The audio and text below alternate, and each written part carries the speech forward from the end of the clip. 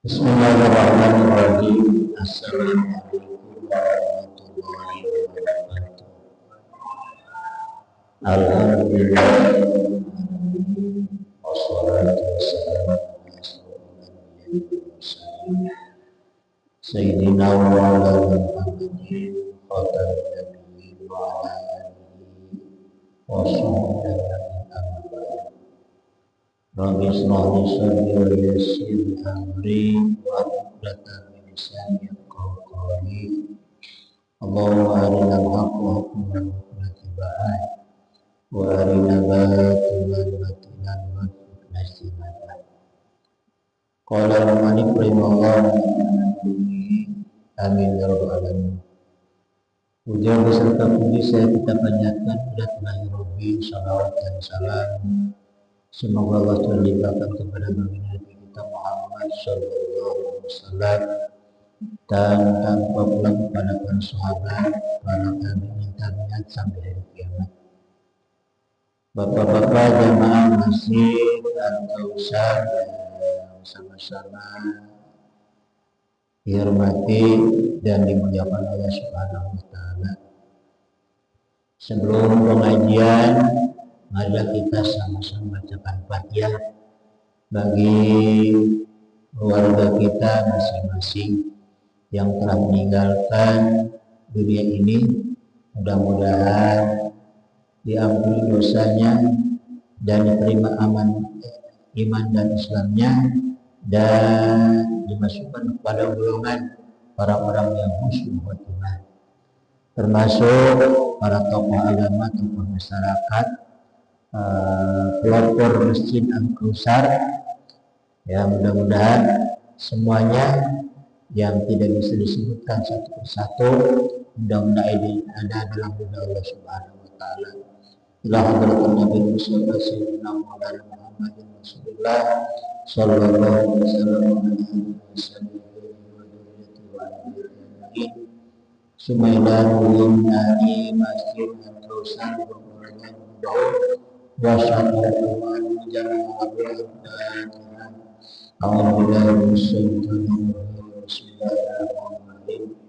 Alhamdulillah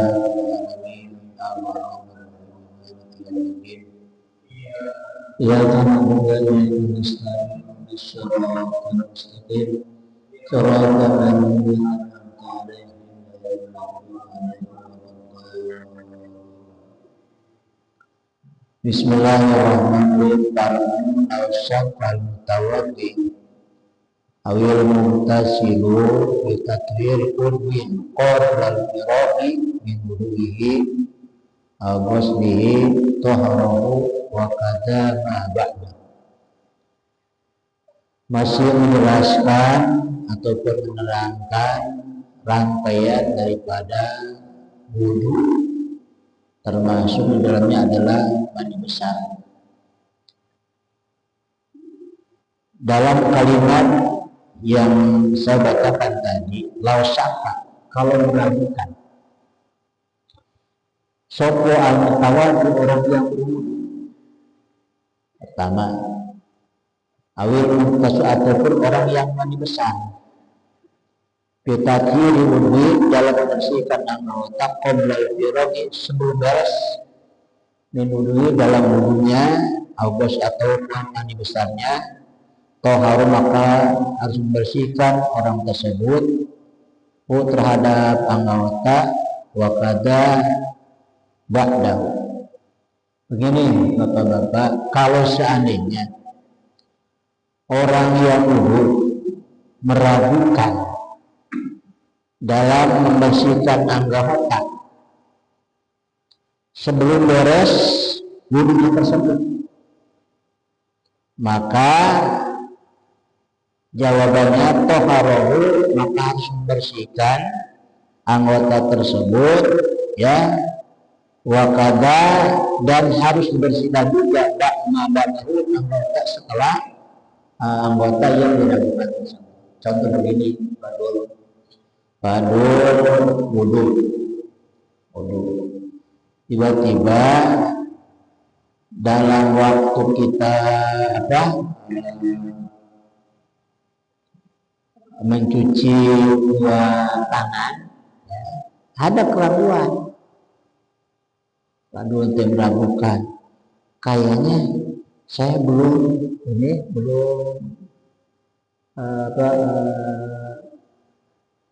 wajah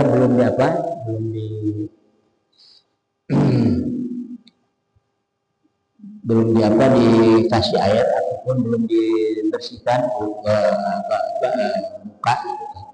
Jadi ada keraguan. Sementara kita sudah mencuci dua tangan. Bagaimana kejadian tersebut?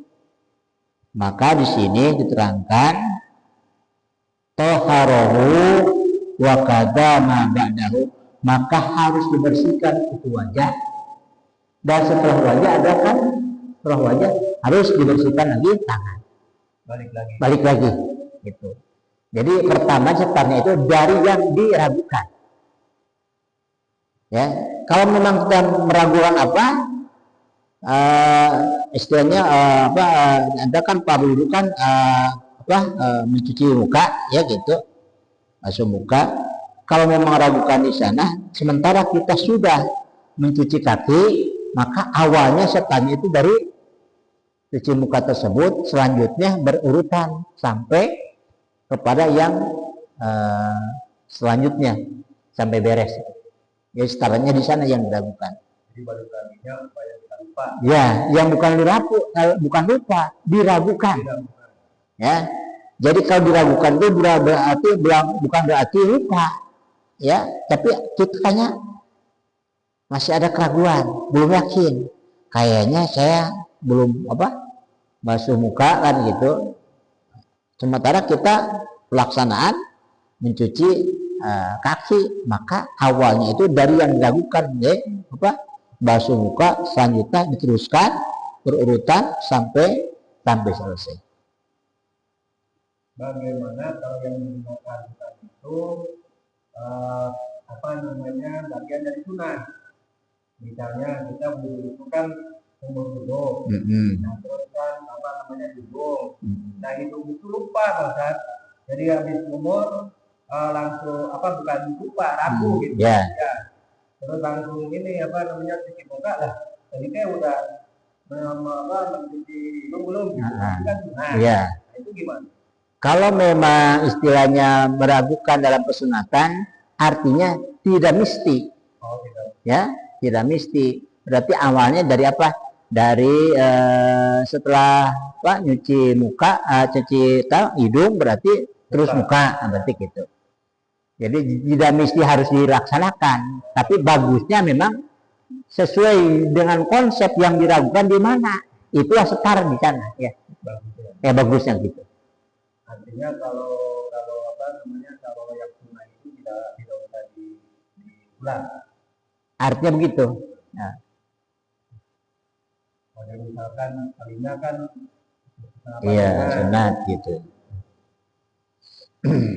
Jadi memang bagusnya memang yang dilakukan ulang. Tapi kalau tidak juga tidak jadi masalah. Kalau sunnah, kalau wajib itu bukan cerita itu. Nomor kedua, al-sakal mubtasil, atau orang yang mani besar meragukan bitathiri udwin qoblal firogi, membersihkan anggota sebelum beres dalam mani besarnya, maka toharohu wa qadama ba'dahu. Sama kalau kita mundur, ya, meragukan kayaknya rambut belum dibasuh gitu. Sementara kita sudah hampir beres, maka awal dari setelah yang dilakukan tadi, selanjutnya terus gitu. Cuman kalau perbedaannya ada antara wudhu dengan mandi besar, beda, yaitu dalam mandi besar tidak ada tertib, ya. Kalau wudhu ada ketertiban, ya, sesuai dengan urutan rangkaian pelaksanaan wudhu. Sementara dalam hadis ataupun mandi besar tidak ada rangkaian tartib, ya, tidak ada. Dikarenakan dalam mandi besar kan dalam kitab Safinah terangkan, jadi artinya pertama adalah niat, nomor kedua takmimul badani bil mani, ya, mengatakan ataupun mengumumkan ataupun meratakan air kepada anggota kita. Tidak ada kata-kata tartib, tidak ada. Jadi pertama harus ini tidak. Pertama niat dan menyempurnakan seluruh anggota harus kena air gitu. Perbedaan antara wudhu dengan mandi besar.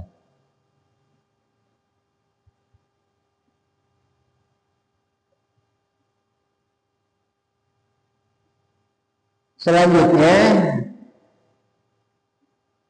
al ba'da firadu min tuhrihi lam yusar. Kalau seandainya kita meragukan setelah beres dalam beres pelaksanaan sesuci, maka tidak ada apa-apa, artinya tidak ada dampak kalau kita meragukan setelah beres, ya, setelah beres gitu. Jadi tidak ada apa-apa dikarenakan dalilnya istishab. Jadi di anna asla atuhu, pokoknya kan kita udah suci kan gitu.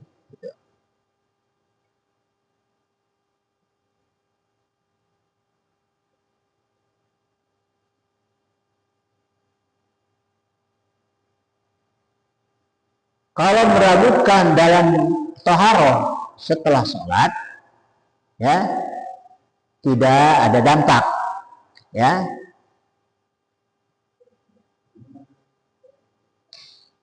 Tidak ada dampak. Selanjutnya, kalau memang setelah sholat meragukannya tidak ada dampak. Terkecuali kalau memang meragukannya itu dalam niat. Dalam niat. Kalau niat itu artinya meragukan di dalam niat, istilahnya harus diulang kembali dikarenakan niat adalah pokok dalam ibadah, ya, dalam ibadah.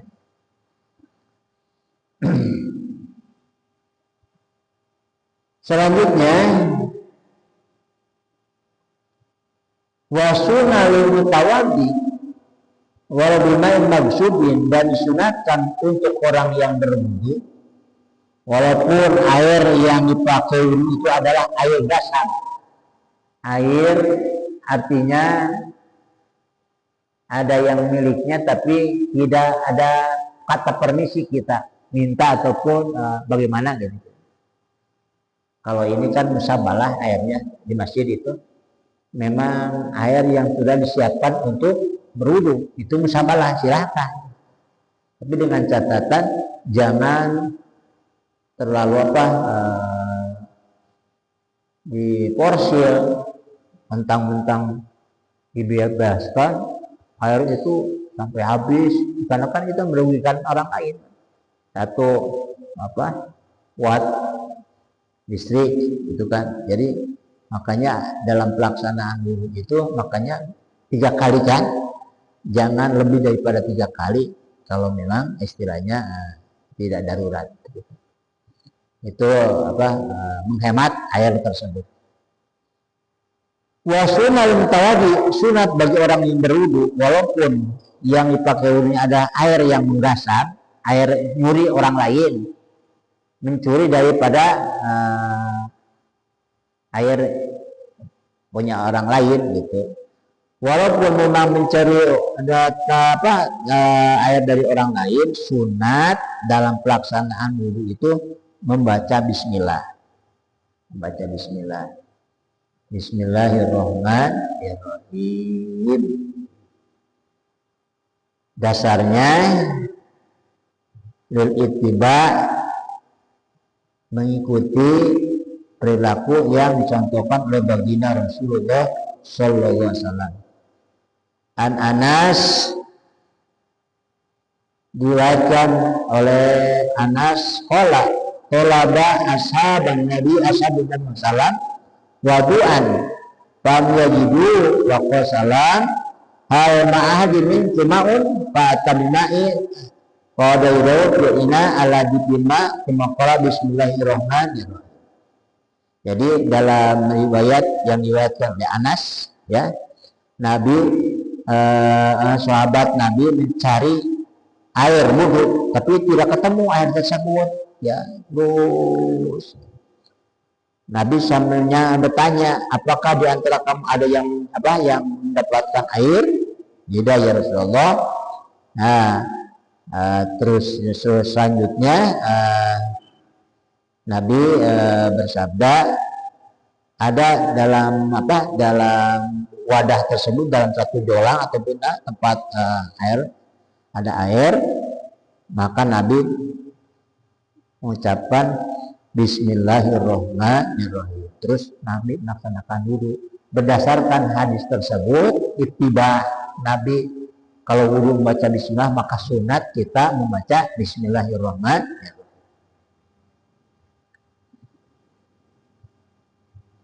Selanjutnya, wayusan qoblaha ta'ud.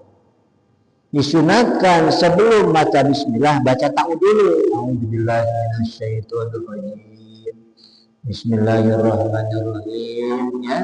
Selanjutnya terus dua kalimat syahadat, asyhadu alla ilaha illallah wa asyhadu anna muhammadar. Kalimat yang dibacakan setelah syahadat, alhamdulillahilladzi ja'alana tahuran.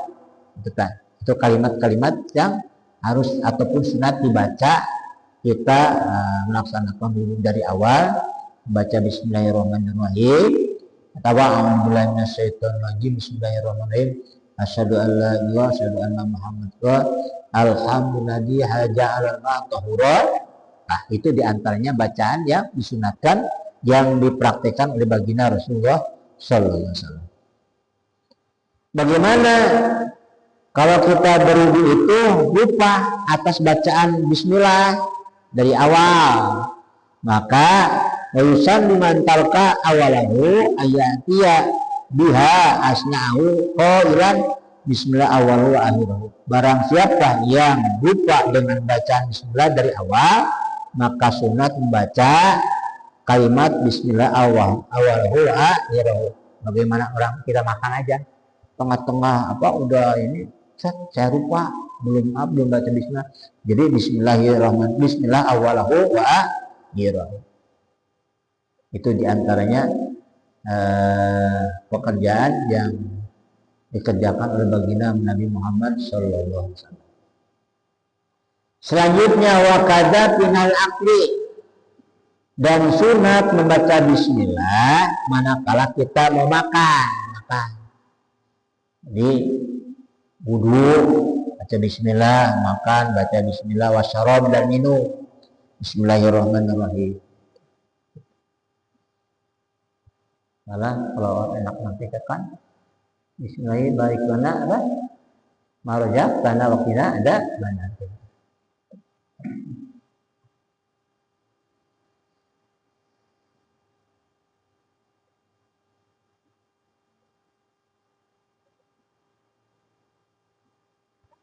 Selanjutnya yang disunatkan lagi, tusan atasnya tilawatul Quran. Disunatkan baca bismillah kita mau baca Al-Quran. Walaupun asna'i suratin, walaupun dalam tengah-tengah surat. Tengah-tengah surat, mau dalam pelaksanaan sholat ataupun luar daripada sholat, silahkan baca bismillahirrahmanirrahim. Contoh, di awal surat biasa ghairil maghdubi alaihim waladdallin amin. Itu bismillahirrahmanirrahim qul ya ayyuhal kafirun. Itu contoh. Atau di tengah-tengah surat, ya, tengah-tengah surat Bismillahirrahmanirrahim. Nasbudu rabbakum alladzi khalaqakum walladzina min qablikum la'allakum tattaqun. Alladzi ja'alakum al-ardha firasyan was-samaa'a binaa'a wa anzala minas samaa'i. Kan awalnya kan harus alif lam mim dalikal kitab, jadi baca tengah-tengah sunat membaca bismillah. itu berlakunya itu fi sholati aw kharijiha, dalam sholat ataupun luar sholat. Contoh Ustaz Amin jadi imam gitu.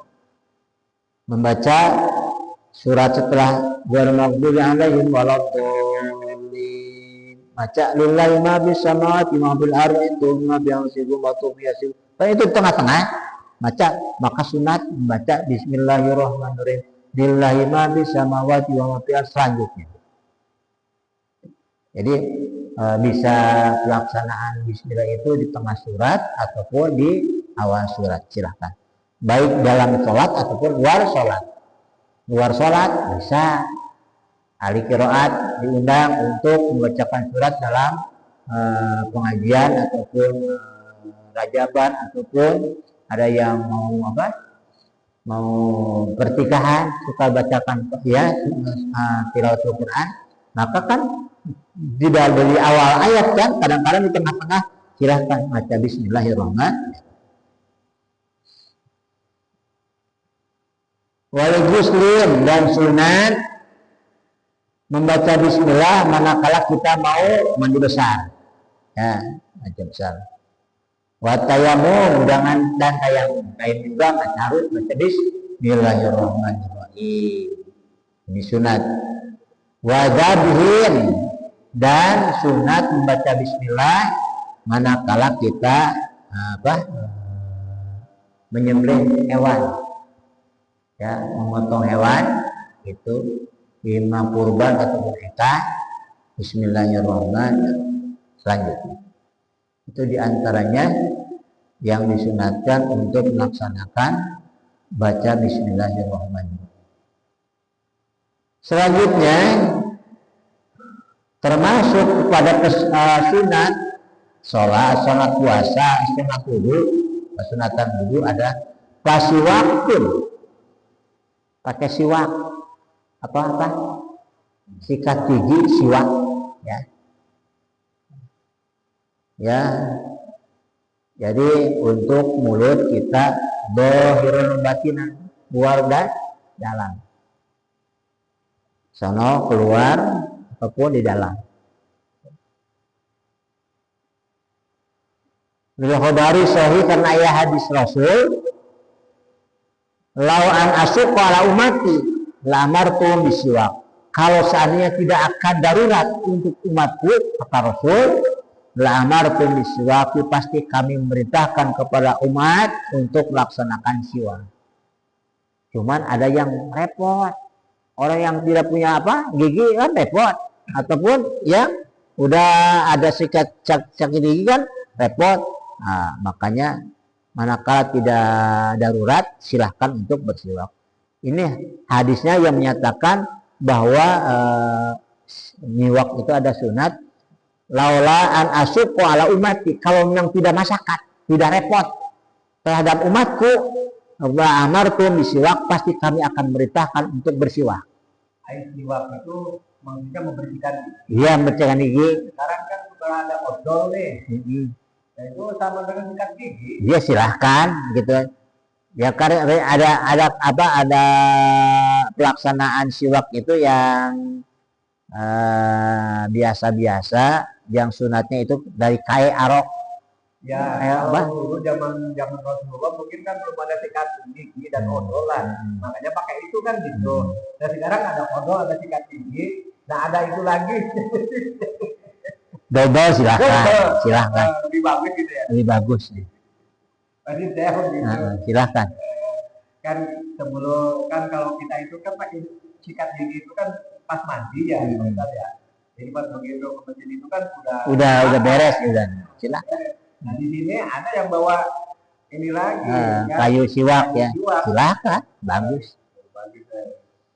Wa yahsu bikul hasanin, dan bisa hasil sunat siwak dengan kain yang kasar. Contoh ini pakaian, tidak bawa kain kayu siwak, kita mau sholat gini aja dapat sunat itu. Untuk jigong sorangan tuh. gitu. Halus ya. Apa? Walaupun dengan istilahnya kain, ya, mau kain sorban ataupun kain istilahnya apa? Buat sejadah ataupun pokoknya yang sifatnya kain, sehingga ya untuk menghilangkan kuning dalam gigi kita, itu istilahnya istilahnya manfaatnya itu. Jadi kotor ataupun kotoran-kotoran yang ada dalam gigi supaya menghilang dengan dikenakan kain ataupun kain yang kasar gitu kan. Kalau istilah baheula mah mundur make Genteng. pukul kenteng mah. Ya. Walaupun memang tanahnya tanah di sana, tanah yang kemarau itu kan bisa kan. Ekstrimnya bukan ekstrim gitu. Jadi kalim ataupun praktek siwak itu dengan kain yang kasar ataupun dengan tanah ataupun dengan kayu, silahkan ya, dengan kayu. Kayu siwak. Hah? Kayu siwak. Ya kalau memang ada kayu siwak. Kalau tidak ada siwak kan yang biasa-biasa aja gitu. Nah, silakan. Makanya kalau orang yang kalau kita menjenguk orang yang sudah umroh atau sudah haji, coba Pak Haji minta siwaknya gitu. Kalau nggak ada gitu. Jarang ada siwak. Mereka saya tahu forma jarang. Kalau di muka itu udah biasa Pak Haji, Badul. Itu polisi juga pakai siwak ini di pinggir jalan begini. Pemandangan indah itu, pemandangan menyenangkan begini gitu, biasa. Malah dalam setiap makanan juga ya. Kalau nasi bok itu ada di kayu siwak itu di dalam nasi bok itu ada. Sudah biasa di sana. Karena kalau sikat gigi kan repot. Iya. Itu kan siwak itu kan kayaknya kayunya kayu harum gitu kan. Enak gitu. Manis.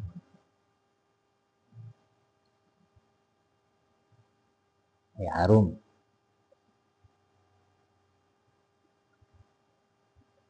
Setiap pelaksanaan sholat, maka dulu mah kiai-kiai ataupun tokoh-tokoh orang-orang sepuh dulu dalam pelaksanaan sholat itu dalam tasbih itu ada diikat kain kayu siwak di tasbih. Jadi sebelumnya jadi komplit itunya, tasbihnya ada, kayu siwaknya ada dulu.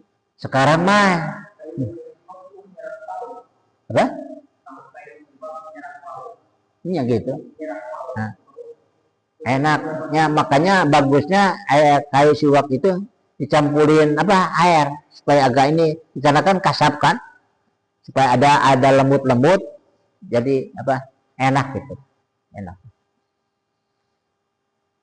Apa faedahnya? Di samping artinya pelaksanaan siwak tersebut, di samping sunnah Rasul, ada hadis yang diriwayatkan hadis Rasul, rakaatan siwakin afdalun sabina rakaatan ila siwak. 2 rakaat orang sholat dengan pakai siwak, 2 rakaat, maka perbandingannya lebih baik, lebih afdal daripada sholat 70 rakaat tanpa siwak.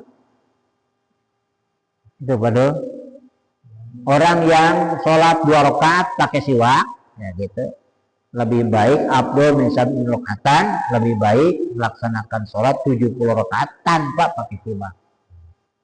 Itu berdasarkan itu.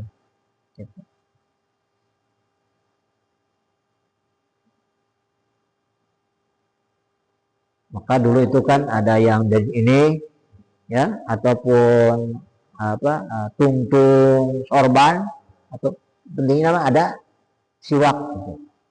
Kalau tidak ada gitu, ya syukur-syukur itu kayu siwak silahkan, kayu arok ya gitu, bukan kayu siwak, arok. Makanya beda kiai dulu dengan kiai sekarang, beda. Makanya doa-doanya diijabah oleh Allah. Memang kenal perbedaannya sangat mencolok. Kalau dulu imam masjid ataupun seorang tokoh itu di kantong bajunya itu antara tasbih dengan kayu siwak, kayu arok. Kalau sekarang rokok dan korek api dan HP. Makanya beda. Ya, kekuatan ijabah juga beda. Dulu mana tidak ada kan? Kalau sekarang mah HP, rokok, korek api, gitu kan? Mana ada tasbih? Tidak ada sekarang.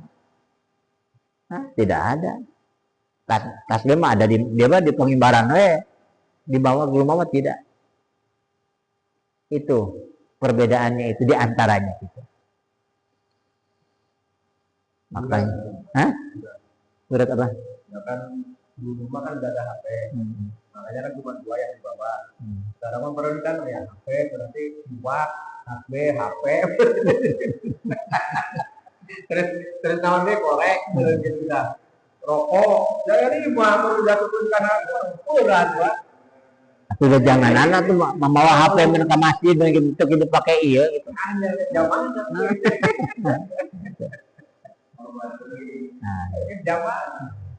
Itu diantaranya perbedaan yang mencolok ya antara kiai dulu dengan sekarang, itu diantaranya gitu. Padahal dibawa tapi ada sekarang yang melestarikan ya siwak dan tasbih ya. Selanjutnya wa yutaqadu aidan bi tilawatil Quran, dan disunatkan siwak tersebut bagi orang yang membaca Quran. Mau tadarus nyiwak dulu. Sekarang tidak ada kan? Jarang. Baca Quran itu sunatnya itu. Atau baca hadis. Atau ilmu syara, contoh begini, sunatnya begitu. Ya, kiai dulu begitu. Apik, ya teliti dalam pesantren.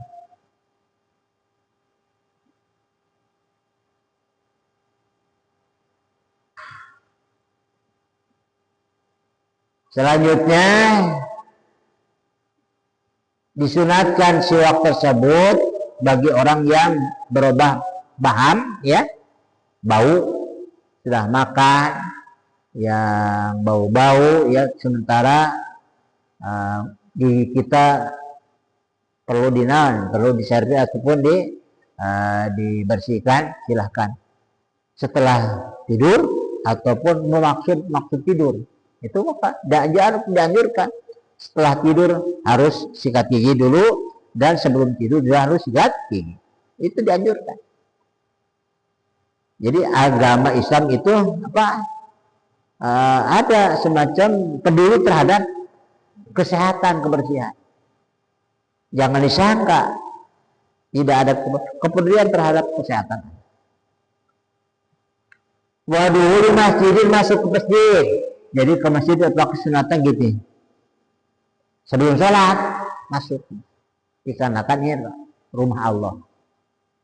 Masjid juga kan sunat tahiyatul masjid, ya. Tahiyatul masjid. Beda dengan dengan bangunan-bangunan umum, ya, mall ataupun bangunan-bangunan biasa, walaupun memang pakai keramik, granit yang mahal, tapi kan itu secara hukum aturan main artinya atau berwibawa masjid daripada tempat-tempat yang itu. Buktinya dalam masjid harus ada sunat tahiyatul masjid, menghormati masjid. Sementara bangunan-bangunan itu tidak ada, gitu. Tidak ada.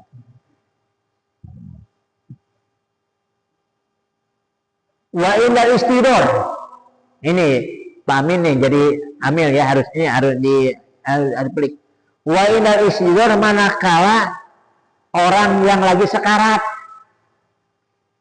sunat disikat supaya mempercepat keluar roh.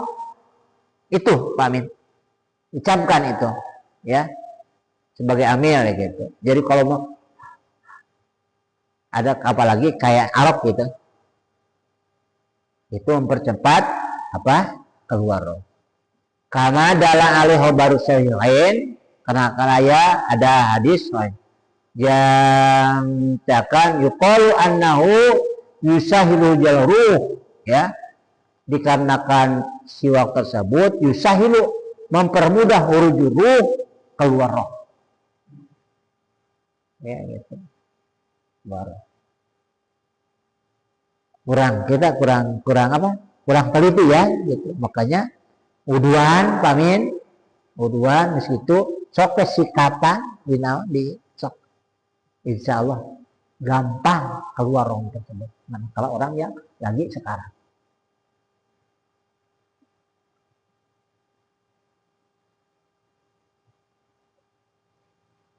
wa dubaduhu bindalika ta'kidul marid, bahkan disunatkan siwak tersebut yaitu bagi orang-orang yang lagi sakit supaya cepat sembuh. Jadi banyak gunanya ya, manfaatnya gitu. Manfaat. Nah, di samping kita melaksanakan sunnah supaya jadi pahala harus ada niat. Nawaitu siwak sunatan lillahi ta'ala. Niat saya bersiwak sunat karena Allah Subhanahu wa ta'ala. Itu pelaksanaan apa? Pelaksanaan siwak. Barangkali yang ditanyakan, silakan. Silakan.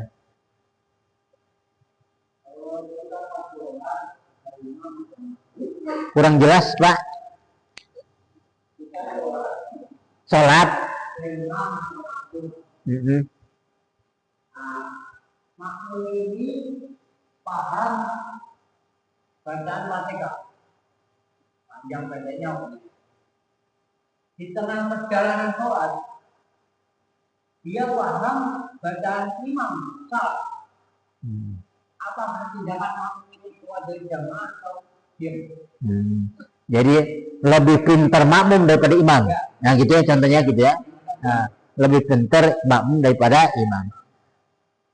Kalau memang aturan mainnya, kalau memang tidak keluar daripada ramu-ramu fardu, silahkan ikuti, ya. Tapi manakala keluar daripada ramu-ramu, maka kita harus pisah, muparakah, makmum. Kurang berjamaah, kita pelaksanaan sholat biasa, cuma kita udah niat pisah dengan imam. Nah, walaupun tidak bergeser. Contoh begini ya, Pak Amin, ya gitu. Tiba-tiba imamnya itu sudah benar, maliki yaumiddin, iya karena berdua iya karena saya gitu kadang-kadang ya orang kampung kan gitu. Menurut perhitungan si makmum, bacaan imam tidak fasih, mahar tidak ada. Apalagi kan Fatihah adalah rukun sholat ya. Maka bagi si makmum mengitikad itu tidak fasih, maka bisa keluar dari berjamaah. Wah, muntarid ya. Walaupun pelaksanaan sholatnya itu sama, tidak geser, biasa. Cuman kita ada jeda. Kalau imam itu lagi ruku, kita walaupun memang ruku tapi tidak mengikuti imam ya. Jadi sendiri gitu. Ngerti ya?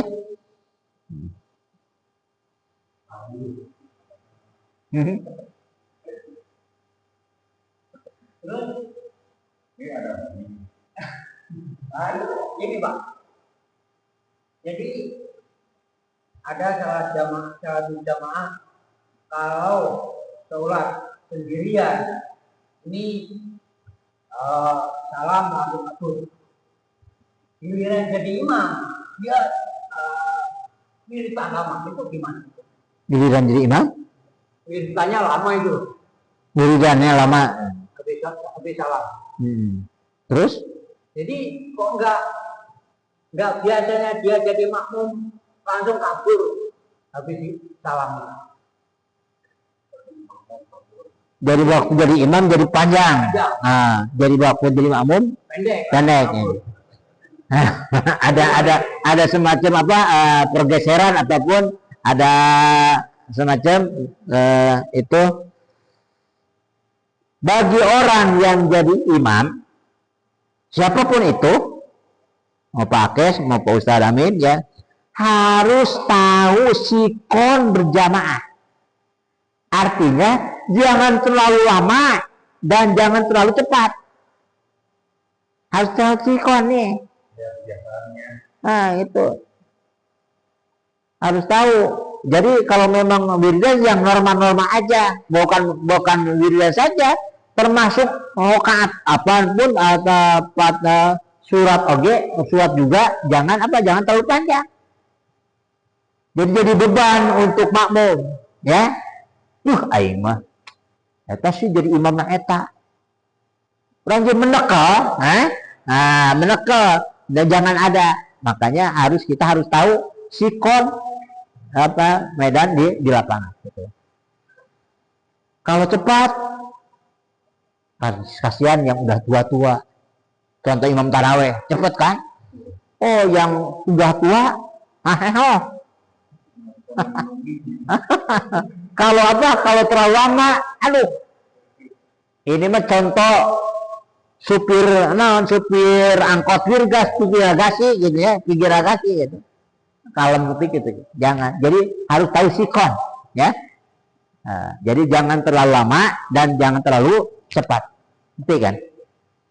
Tapi giliran jadi imamnya panjang. Tapi giliran sholat sendiri pendek.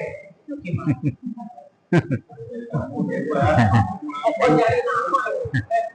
Itu mah kembali kepada niatnya. Kita tidak bisa mencampuri ataupun mengadvis ataupun menilai itu kembali kepada pribadi. Makanya bagi orang ya yang jadi imam harus tahu sikon di lapangan. Contoh orang yang datang ke masjid itu kan rupa-rupa ada yang mau dagang, yang sudah dagang ataupun ke kantor harus tahu kira-kiranya kalau memang ukuran sekian tidak terlalu cepat, tidak terlalu panjang, tidak terlalu lama, ya gitu. Ya.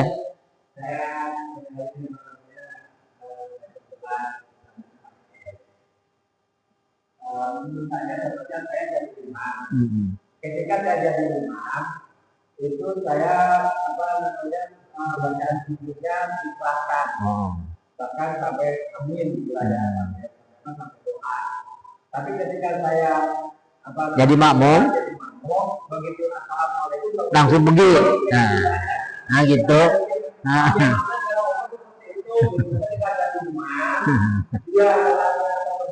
Ada semacam pencitraan ya. Memahami zaman kalau dia jadi imam, tapi itu yang dipakai. Itu kalau dia jadi makmum, dia maaf yang lain langsung pulang. Kalau saya begitu memahaminya. Dikarenakan begini ada penjelasan man tarakal wiridan fawakir, barang siapa yang meninggalkan wiridan fawakir pun. Itu apa dah? Wiridan itu apa? Wiridan itu monyet. Monyet kan begitu bunang begitu darah langsung keluar kan gitu kan. Kita man tarakal wiridan fawakir pun. Harus walaupun sebentar juga, berarti ada minimal baca subhanallah 33, alhamdulillah 33 dan Allahu akbar 33. Minimal itu diantaranya yang harus dibaca waktu wiridan, minimal itu kan. Selanjutnya untuk panjang dan pendeknya tergantung disesuaikan dengan sikonnya gitu. Sikon, silakan. Ngerti Pak guys? Cukup?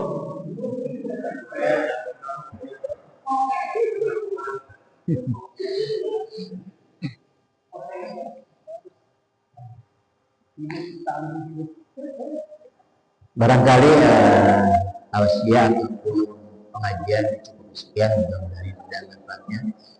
Allahumma sholli ala sayyidina wa habibina wa syafiina wa qalibina wa nurina maulana Muhammad wa sallallahu radhiyallahu ta'ala an sadatina sayyidina Rasulullah amin ya rabbal alamin. Bismillahirrahmanirrahim.